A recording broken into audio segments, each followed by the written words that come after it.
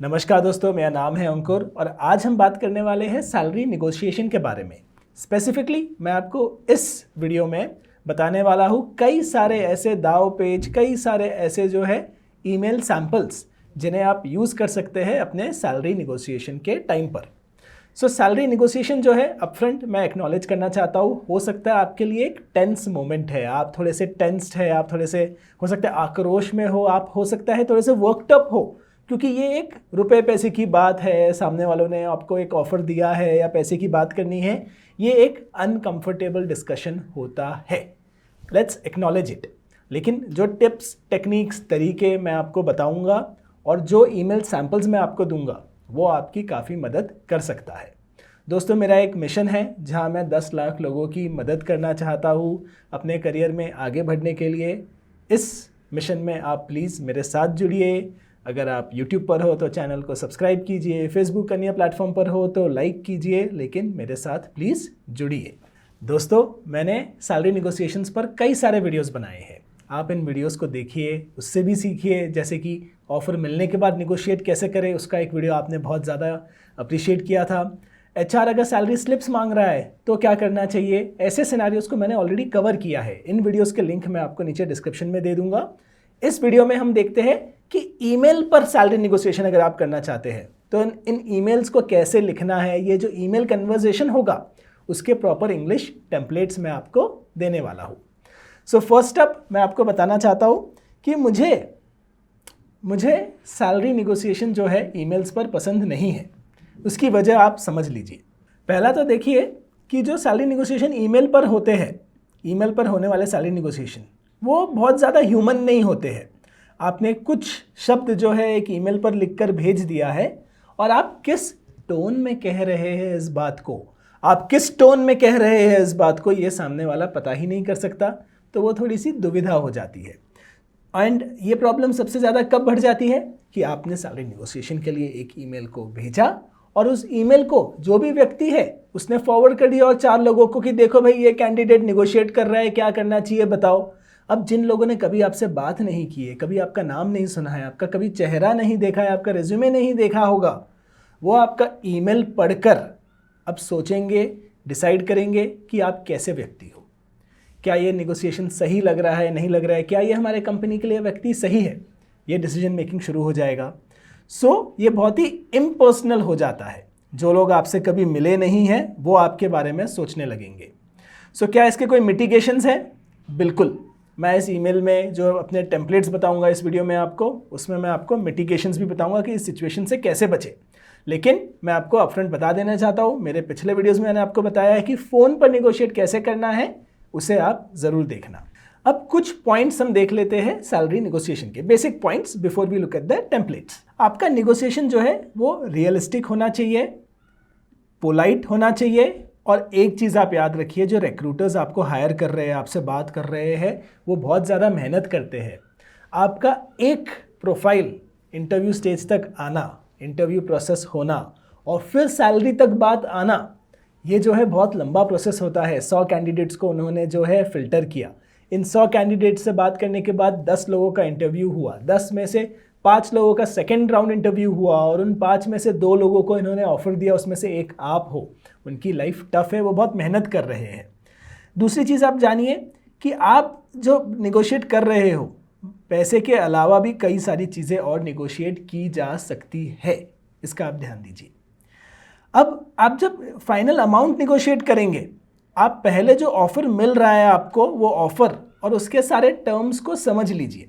जहाँ तक हो सके टर्म्स में कई सारी चीज़ें होती है। टर्म्स में हो सकता है कि आपको लीव्स कितनी मिल रही है, टर्म्स में हो सकता है कि क्या आपको कोई इंश्योरेंस बेनिफिट्स मिल रहे हैं, आपको ऑफिस में कहाँ, किस लोकेशन पर, किस ऑफिस में, किस शहर में रिपोर्ट करना है, आपको किस प्रोफाइल का काम मिल रहा है, डेजिग्नेशन क्या मिल रहा है, कई चीज़ें होती है। तो जितने टर्म्स आप क्लियर कर सके, इन टर्म्स का लिस्ट भी वीडियो के अंत में मैं आपको देने वाला हूँ। इन टर्म्स को पहले आप क्लैरिफाई कीजिए। और दूसरा, आप जब पैसे निगोशिएट कर रहे हो तो आप सिंपैथी या हेल्पलेसनेस में निगोशिएट मत कीजिए।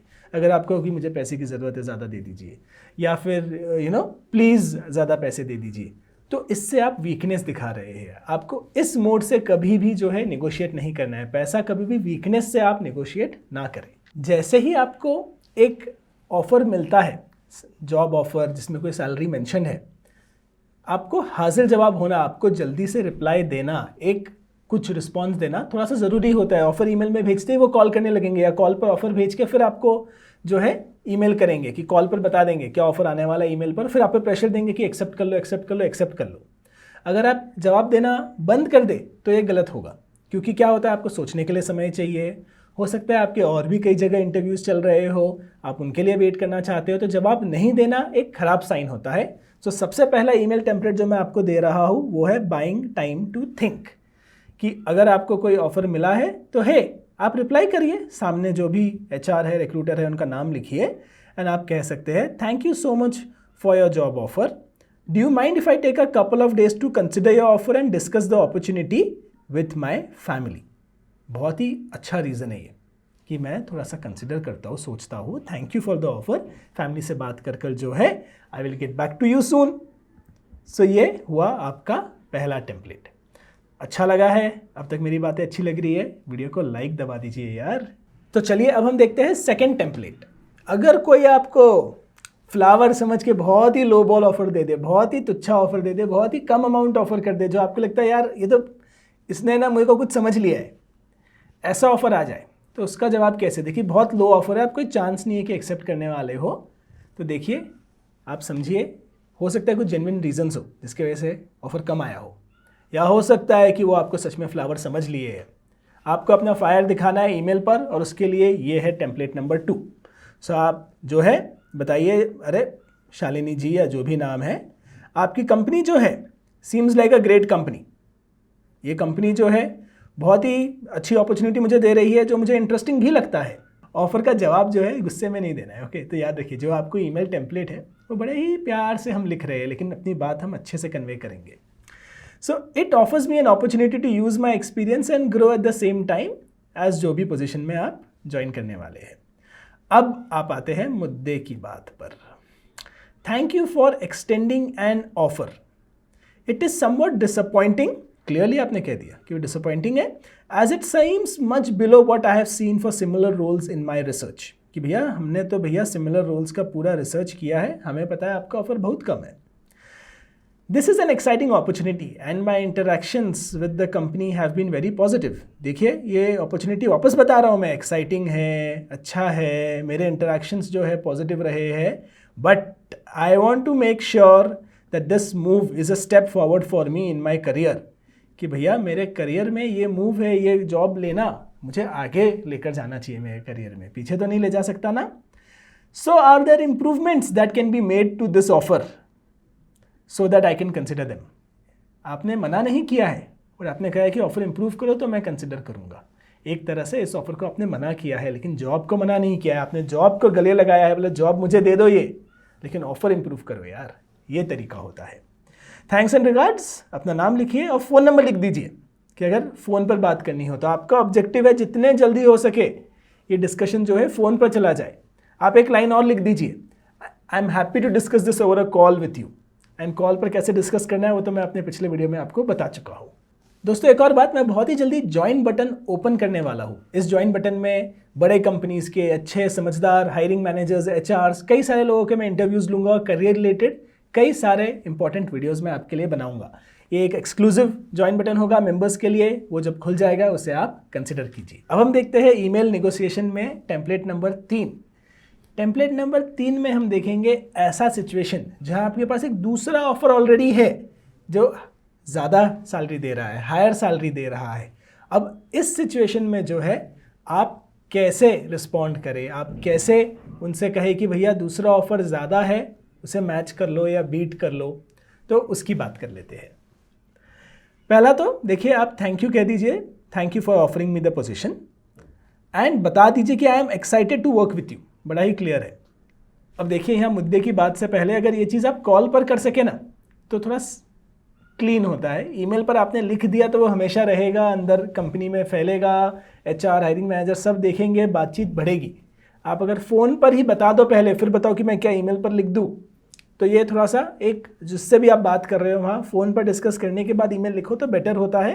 बट फिर भी ईमेल का टेम्पलेट देख लीजिए। I would like to discuss the CTC before I accept your offer. तो आप कह रहे हैं कि ऑफर तो मैं एक्सेप्ट करना चाहता हूँ, पर CTC डिस्कस कर लेते हैं।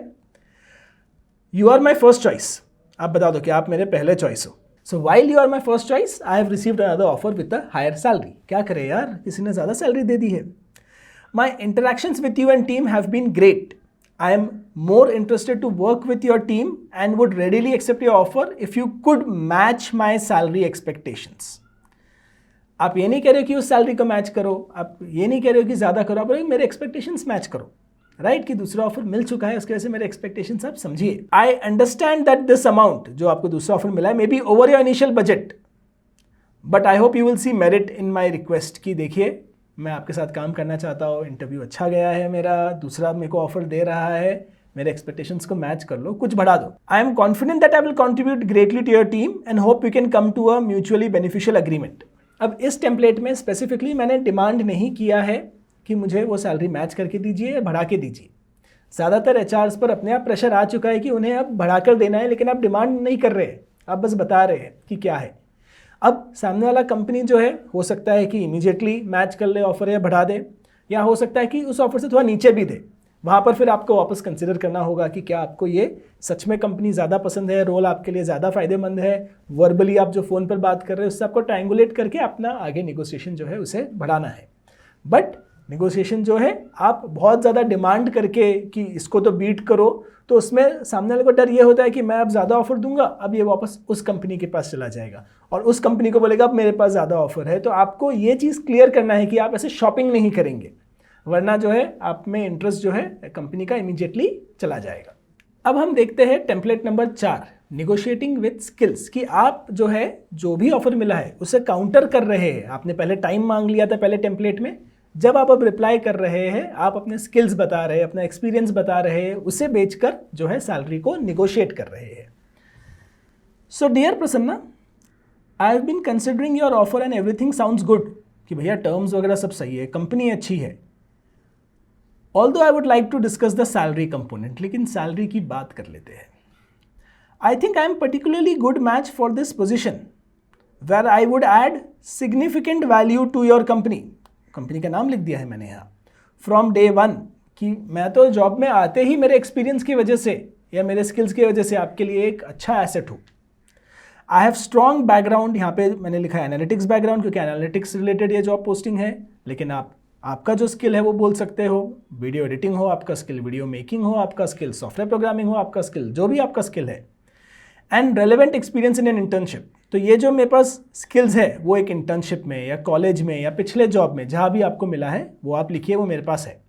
माई पास्ट मैनेजर्स के आप कलीग्स, टीचर्स, प्रोफेसर्स ये भी लिख सकते हैं, found me to be good with challenges in this area and I often mentor my juniors on these aspects। मेरे कॉलेज के जूनियर्स, मेरे पिछले कंपनी में जो काम करते थे जूनियर्स, वो मेरे पास आते हैं मेरा मेंटरशिप लेने के लिए, मुझसे ज्ञान लेने के लिए इस सब्जेक्ट के बारे में। तो मैं इस सब्जेक्ट में गुड हूँ। और भी कुछ अगर आपने काम किया है तो वो यहाँ पर आप ऐड कर सकते हैं। अब अगर आपका पिछला जॉब एक्सपीरियंस है तो उसके बारे में आप थोड़ा और बता दीजिए। I have been working with Trans private limited since 3 years and I have experience with many of their product managers and leadership teams। अब इसे आपको थोड़ा अपने हिसाब से एडजस्ट करना होगा कि वहाँ पर आपके पास एक्सपीरियंस कैसा है, लेकिन किस कंपनी में कितने समय तक काम किया था उन्हें थोड़ा सा रिमाइंड कीजिए जो इस जॉब से रेलेवेंट हो। All of these qualities contribute directly to the core components of this particular position and that's why I M excited for the opportunity to work with mister Rakesh. जो भी आपके हायरिंग मैनेजर वहाँ होने वाले हैं, team leader होने वाले हैं, जिनके साथ आप काम करने वाले हैं, जिनके साथ आपने इंटरव्यू किया है, उनका नाम आपने यहाँ पर डाल दिया है। इसे कंटिन्यू करते हैं। Your offer is CTC of rupees this and I would be more comfortable if you could settle on rupees this. आप अपने एक्सपेक्टेशंस जो है, आप अपने एक्सपेक्टेशंस एकदम क्लियरली बता रहे हो। I feel that this amount reflects the importance and expectations of this position for जो भी पोजिशन का नाम है and my qualifications and experience as they relate to this particular position। जो भी इस पोजीशन का इंपॉर्टेंस है और मेरा जो एक्सपीरियंस है वो जो है रिलेट करता है भैया, तो ये अमाउंट मेरा एक्सपेक्टेशन है। Thanks for your time, thanks बोलना ज़रूरी है। I look forward to talking with you to discuss the same. So भैया आप इन्वाइट कर रहे हो कि चलिए फ़ोन कॉल पर या कभी जो है इसे डिस्कस करके बात करेंगे। सिंसियरली और फिर आपने अपना नाम लिख दिया। अब मैंने आपको कुछ चीज़ें बताई थी जो आपको क्लैरिफाई करनी है, जो चीज़ें जो है आपको जॉब ऑफर एक्सेप्ट करने से पहले पता होना चाहिए, कौन से टर्म्स है वो। तो उन सभी टर्म्स के लिस्ट जो है हम समझ लेते हैं। सो थिंग्स टू क्लैरिफाई में पहला तो आपको एनुअली कितने लीव्स मिलेंगे, आपका डेजिग्नेशन क्या होगा, क्या आप एसोसिएट हो, सीनियर एसोसिएट हो, मैनेजर हो, सीनियर मैनेजर हो, डिप्यूटी मैनेजर हो, इसके ऊपर क्या पोजीशन होते हैं, रिपोर्टिंग मैनेजर कौन होगा, किस व्यक्ति के साथ आप काम करेंगे। कई बार पूरा इंटरव्यू प्रोसेस हो जाता है और आपको कंपनीज बताती नहीं है कि आप किसको रिपोर्ट करने वाले हो। पहले ही पूछ लो मैं किसकी टीम में होने वाला हूँ, क्या मैं मिला हूँ उस व्यक्ति से, इनमें से कौन था वो, आपको उसकी पूरी क्लैरिटी होनी चाहिए। आपका सैलरी का ब्रेकडाउन क्या है, सीटीसी कह दिया भैया साल का 5 लाख मिलेगा, इन हैंड कितने आएगा, 30,000 रुपये ही आएंगे, क्या चीज़ काट रहे हो। कई बार मैंने देखा है सीटीसी में जो है कंपनी जो है ऑफिस का रेंट भी लगा देती है कि भाई आपके ऑफिस का रेंट इतना था, जिस सीट पे आप बैठे थे महीने का 10,000 रुपये उसका कटेगा। तो आप जो है सीटीसी को थोड़ा अच्छे से समझिए, सीटीसी जो है कितना इन हैंड मिलेगा, उसमें से पीएफ में कुछ कंट्रीब्यूशन जा रहा है नहीं जा रहा है। कई बार क्या होता है 20,000 रुपये आपकी अगर ग्रॉस सैलरी है, लेकिन अगर उसमें पीएफ कट रहा है तो आपका हर महीने जो है 1,800 रुपया कट सकता है, या जो भी अमाउंट है वो कट सकता है। उसमें आपका कंट्रीब्यूशन क्या है, एम्प्लॉय का कंट्रीब्यूशन क्या है, कई चीज़ें होती है। सो आप जो है अपने पूरे सैलरी के ब्रेकअप को समझिए कि अगर पीएफ में भी पैसा जा रहा है तो पैसा आपके पास ही आएगा फ्यूचर में, अच्छा सेविंग है वो, लेकिन आपको पता होना चाहिए कि कितना इन हैंड आएगा, कितना क्या टैक्स कट रहा है, उसका ब्रेकअप जो है उसे समझिए, उसे अप्रिशिएट कीजिए। प्रोबेशन क्या होता है, प्रोबेशन का मतलब होता है कि जब आप एक जॉब ज्वाइन कर रहे हैं, कंपनी बोलती है 3 महीने का प्रोबेशन है या 6 महीने का प्रोबेशन है, उसका मतलब 6 महीना आप एक तरह से ट्रायल पर हो, 6 महीने में कभी भी काम पसंद नहीं आया तो आप निकाल दिए जाओगे या परमानेंट नहीं हो। तो हो सकता है प्रोबेशन में आपका नोटिस पीरियड कम हो, नोटिस पीरियड 30 दिन के जगह या 45 दिन के जगह जो है हो सकता है सिर्फ 7 दिन का हो। Does annual leaves carry forward, जो भी आपके एनुअल लीव्स है, अगर आपके कुछ लीव्स बच गए इस साल तो क्या वो अगले साल कैरी फॉरवर्ड होंगे या नहीं होंगे, ये भी एक इंपॉर्टेंट चीज़ होती है पूछना। क्या मुझे ट्रैवल करना पड़ेगा इस जॉब के लिए, या कहीं फील्ड पर जाना होगा, या ऑफिस में बैठकर ही काम करना है। What are the working hours, कि जनरली वर्किंग आवर्स क्या होते हैं, थोड़ा फ्लेक्सिबल हो सकता है लेकिन वर्किंग आवर्स क्या है। जैसे कि मैं जिस जॉब में था उस जॉब में मैं एक कंट्री में पोस्टेड था किसी काम से, मेरे बॉस एक दूसरे कंट्री में थे, मेरी टीम एक दूसरे तीसरे कंट्री में थी और 2 अलग अलग शहर में थी वहाँ भी। सो इन चीज़ों को थोड़ा सा समझना होता है कि वर्किंग आवर्स आपके क्या होंगे। तो एज अ रिजल्ट जहाँ मैं था, मैं ऑस्ट्रेलिया में था, वहाँ सुबह 8 बजे लोग काम चालू कर देते, 8 साढ़े 8 बजे, और हमारी इंडिया वाली टीम जो हुआ करती थी यहाँ पर, वो मुझसे जो है रात के 12 बजे तक मैसेज करते रहती थी। तो कई बार हालत टाइट हो जाती थी, कोई प्रॉब्लम नहीं था मुझे, लेकिन पता होना चाहिए आपको कि किस चीज़ के लिए आप साइन अप कर रहे हैं। Will I be required to work outside of these hours at all, कि भाई आपका रोल कैसा है। जैसे कि सपोर्ट टीम होते हैं, कई टीम होते हैं जो दफ्तर में ही रहेंगे, उन्हें जो उनके वर्किंग आवर्स उसके बाहर कुछ काम करना नहीं होता, लेकिन कई सारी बिजनेस टीम होती है, दूसरी टीम्स होती है, अन्य टीम होते हैं जिन्हें अपने वर्किंग आवर्स के बाहर भी हो सकता है कुछ कंट्रीब्यूट करना हो। जैसे इंजीनियरिंग में ऑन कॉल इंजीनियर्स होते हैं कि आपकी छुट्टी है लेकिन कुछ प्रॉब्लम हुआ तो आपको तुरंत ऑनलाइन आके उसे ठीक करना है। तो वैसे जो है चीज़ों को आप क्लैरिफाई कर लीजिए। फिर क्या पेपर वर्क होगा, क्या सैम्पल अग्रीमेंट्स है जो साइन करने होंगे, क्या डॉक्यूमेंट्स मुझे सबमिट करने हैं, इसकी क्लैरिटी ले लो, उनके पेपर वर्क के ड्राफ्ट मांग लो। And last but not the least, कि आपको मेरा डिसीजन कब तक चाहिए, कि कब तक मैं हाँ या ना कहूँ इस जॉब को। एंड ऑफ कोर्स आप इसी वक्त जो है इस वीडियो को लाइक कर दीजिए, क्योंकि क्लियरली आपको बहुत बेनिफिट हो रहा है। अगर बेनिफिट हो रहा है, ऐसी वीडियोस देखना चाहते हो, चैनल को सब्सक्राइब भी करिएगा। कोई सवाल हो कमेंट्स में पूछिएगा। सो अब हम देखते हैं कि जॉब एक्सेप्टेंस ईमेल कैसे लिखना है, कि अगर आप जॉब एक्सेप्ट कर रहे हो तो उसका ईमेल कैसे लिखें। सो जॉब एक्सेप्टेंस का ईमेल जो है, हेलो मिस पल्लवी या मिस्टर व्हाटएवर। अगर आप व्यक्ति से बात कर रहे हैं, मेन से बात कर रहे हो तो आप हमेशा मिस्टर लिखिए। अगर कोई विमेन है, कोई लेडी है तो हमेशा MS लिखिए, MRS मत लिख देना। मिसेस अज्यूम मत कीजिए कि उनकी शादी हो गई है या कुछ है, शादीशुदा हो तो भी मिस ही लिखते हैं, MS लिख दीजिए और उनका नाम लिख दीजिए। तो ये एक इंपॉर्टेंट सैल्यूटेशन है, से याद रखिए। I extend my gratitude to you for offering me the position of, जो भी पोजिशन आपको ऑफर हुआ है, एट कंपनी का नाम। I am delighted to accept your offer and look forward to commencing work with your company, और जो भी डेट है आपका वो डेट लिख दीजिए।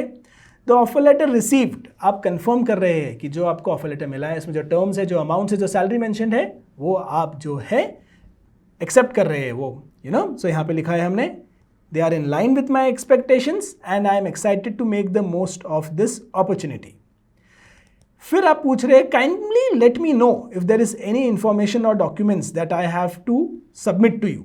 Especially कि मैंने पहले जो दिया उसके अलावा और कुछ देना बाकी है, क्योंकि I hope to complete all formalities prior to my joining so that I can start my work efficiently. वाह वाह वाह, कॉन्ग्रेचुलेशंस। अगर आपने जॉब एक्सेप्ट कर लिया है, जॉब एक्सेप्ट करने की प्लानिंग कर रहे हैं तो वेरी गुड। ये सारे ईमेल टेम्पलेट्स जो है जो आपने देखे आपको डिस्क्रिप्शन में मिल जाएंगे, आप वहाँ से इजीली कॉपी कर सकते हैं। वीडियो को लाइक दबाइए, चैनल को सब्सक्राइब कीजिए। कुछ और चाहते हो मुझसे तो कमेंट करके मुझे बताइए, कुछ गलती हुई हो मुझसे, कोई और एडिशनल चीज़ हो तो भी आप कमेंट में बताइए, मैं सारे कमेंट्स पढ़ता हूँ। सी यू।